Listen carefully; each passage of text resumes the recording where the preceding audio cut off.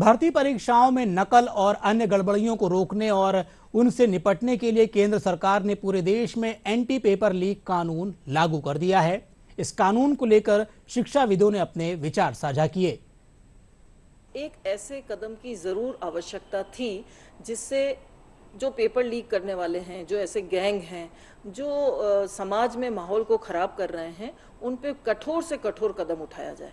तो ये एक बहुत ही सराहनीय कदम है। मुझे लगता है कि ये कदम लंबे समय से ओवरड्यू था ये, और इसको करने के बाद में इस तरीके की घटनाओं पे रोक लगेगी।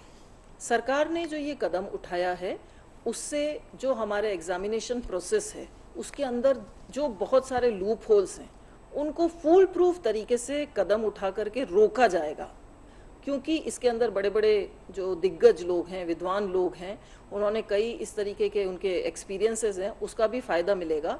और जो मोदी सरकार है उन्होंने राष्ट्रीय शिक्षा नीति के माध्यम से शिक्षा और उच्च शिक्षा के लिए बहुत एक रिवॉल्यूशन, एक क्रांतिकारी कदम उठाया है।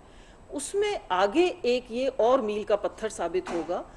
मैं ये जो एंटी पेपर लीक का जो कानून बना है उसका बहुत स्वागत करती हूँ, क्योंकि जो सरकार ने दो इम्पॉर्टेंट चीज़ें करी हैं मेरी नज़र में एजुकेशन के लिए।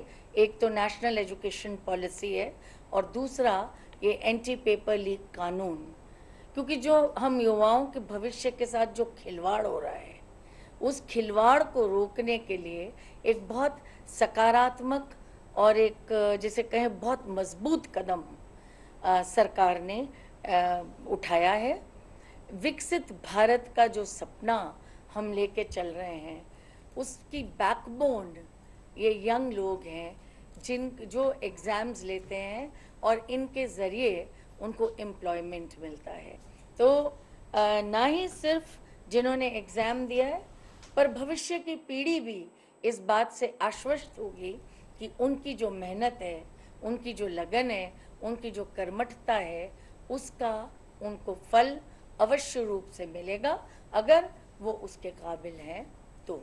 एंटी पेपर लीक कानून जो 21 जून से इम्प्लीमेंट हुआ है, ये बच्चों की तो मेहनत रहती है पर माँ बाप की बहुत सारी उम्मीदें भी उनके साथ रहती हैं। और कई बार तो ऐसे देखा भी गया है कि इन एग्ज़ाम को दिलवाने के लिए वो अपना सारा का सारा समय उस पर लगाते हैं, अपनी पूंजी भी लगाते हैं, और अगर एक बार भी ये पेपर लीक होता है तो उन सब उम्मीदों पे पानी फिर जाता है। 2047 तक हमने जो विकसित भारत होने का जो सपना लिया है वो तो तभी पूरा होगा जब यूथ इसमें पार्टिसिपेट करेगा, और यूथ तो तभी पार्टिसिपेट करेगा जो भी एक्टिविटी वो कर रहे हैं वो दिल से करें, और दिल से तभी करेंगे जब कोई एग्ज़ाम लिख रहे हैं या किसी ऐसा एग्ज़ाम लिख रहे हैं जिसमें उनको नौकरी मिलेगी, वो तभी हो पाएगा जब ऐसे एग्ज़ाम्स की क्रेडिबिलिटी बनी रहे। और मुझे लगता है कि जब यूथ सेटिस्फाई रहेगा तो अपने आप they will be able to put बहुत सारा एफर्ट डाल पाएंगे अपने जो भी जिस काम के लिए भी उनका सिलेक्शन हुआ है, और उससे देश विकसित हो जाएगा, जल्दी ही विकसित हो जाएगा।